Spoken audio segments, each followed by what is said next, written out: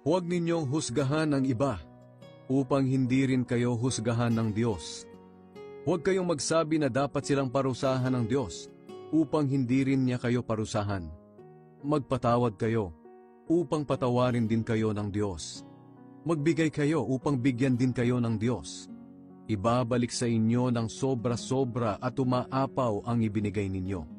Sapagkat kung paano kayo magbigay sa iba, ganoon din ang pagbibigay ng Diyos sa inyo.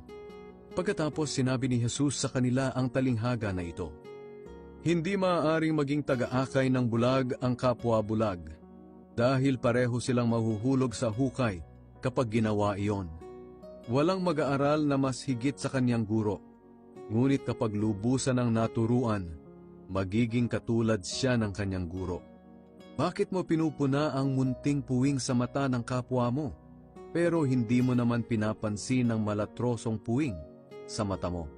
Paano mo masasabi sa kanya, kapatid, hayaan mong alisin ko ang puwing sa mata mo, gayong hindi mo nakikita ang malatrosong puwing sa mata mo?